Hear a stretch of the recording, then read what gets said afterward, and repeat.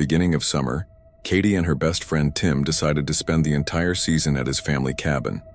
They invited a few friends from work and school to join them. As everyone started to arrive, Katie took the lead in organizing activities, and others contributed to creating a list. Katie proposed to Tim, Amber, and Tony that they kick off the night with a campfire, food, and beers, and then gather feedback from the rest of the group.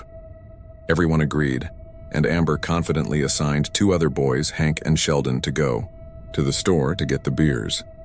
Meanwhile, Katie asked Tiffany, the newest addition to the group, to accompany her to the store to get the food to ensure her comfort and well-being.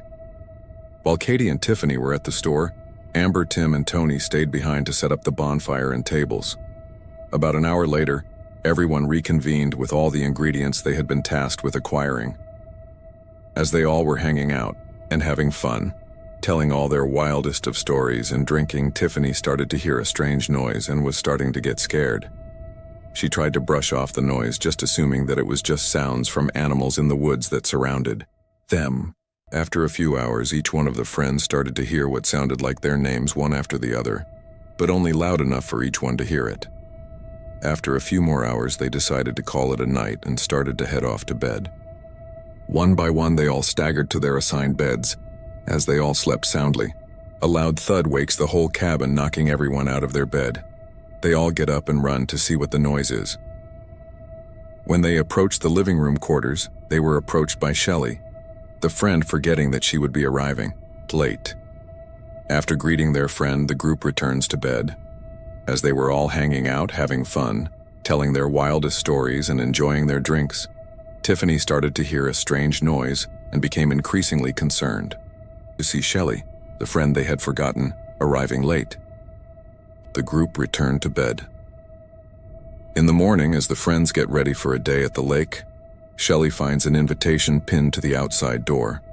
The invitation invites all the friends to a dinner party at a nearby mansion. Shelley takes the invitation to her friends, excited that they got invited to a mansion. As the friends all talked about the invitation and decided to attend a party, they called the number and sent the invitation back to the mansion. They started to get ready for their day.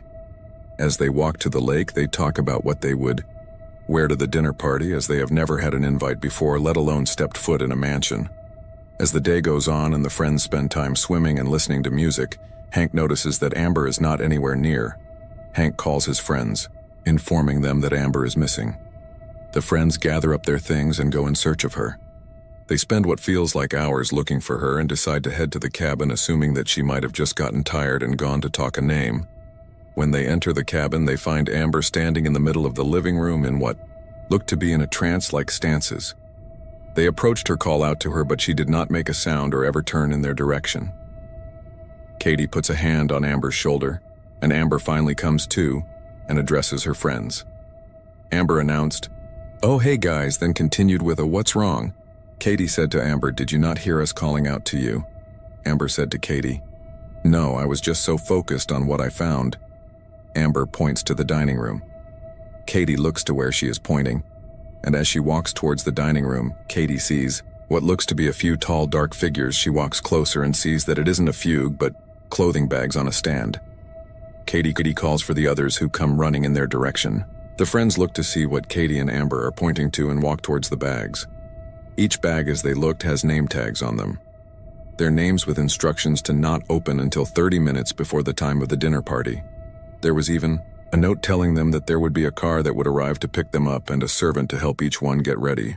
Each of them confidently takes their assigned clothing bag and heads to their rooms, placing their bag on their bed and staring at it.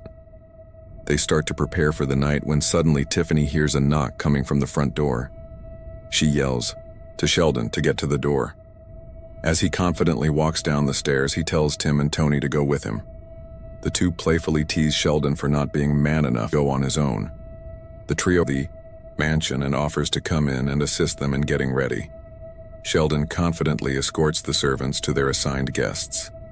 The servants go into the room, thank Sheldon, and confidently close the door behind them. About 30 minutes go by and there's another confident knock on the front door. A confident voice announces his entry and confidently tells them that it's time to go. Each of the friends confidently comes down the stairs one by one with their servant. At their side, the mansion, and the Schaefer opens the door. The friends slide out of the car and gather together in front of the mansion door. Once the Schaefer closed the door to the car, the door to the foyer opens up and the friends are escorted in. Once in the mansion, a servant leads the friends to the dining hall. They find their names in their assigned seats and take their place. Once seated, a tall, handsome gentleman with long blonde hair and a full beard takes a seat at the head of the table. The friends all looked at the man in disbelief of the man's beauty. His skin looked so shiny, so smooth that he almost looked majestic, angel-like. Then the servers brought out the first course. The servers said, "Tonight's first dish is lamb with steamed mixed vegetables for you, Hank. You've always liked the flashing thing, quite the vibrant soul you are. Ms. Amber, always the belle of the ball when wearing pink. One thing that I have always loved about you. Tony, you have always shied away from who you have always been. An information most of the people around you don't know, so I wanted to put you in white to reflect your purity. And as for the beloved Katie, I draped you in green, the most royalist of emeralds, as you carry yourself with the most elegance and pose." The friends all look at each other in confusion. "Sir." Malcolm takes his seat and tells them all they may eat.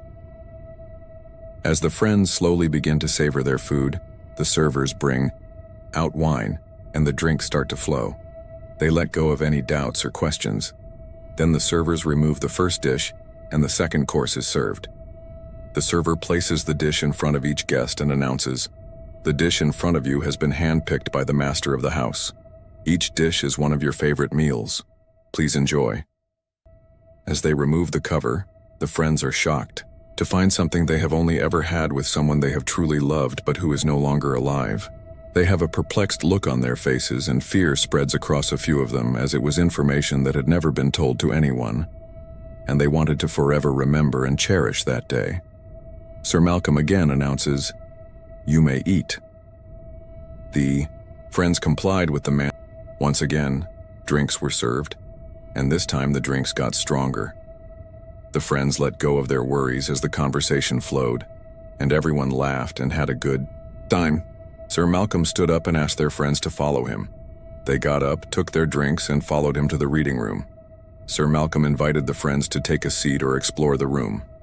As the conversation picked up, Sir Malcolm pulled aside one friend at a time for a one-on-one conversation to get to know them better. Each friend was taken to a different room, and Sir Malcolm announced that he would be back momentarily. He repeated this until all individuals were in their assigned rooms. As the fog began to clear from their minds, they realized they were not all together and had no recollection of how they got to their assigned rooms or how long they had been there. The atmosphere cleared as the friends heard the authoritative voice of an announcer warning them of an impending confrontation with unimaginable evil. Suddenly, a wall opened, and a demon emerged, prompting the announcer to challenge the friends to decide their fate. Each friend was then confronted by rooms with a wall of small TVs displaying their struggles. The commanding voice of Sir Malcolm, the master of the house, resonated through the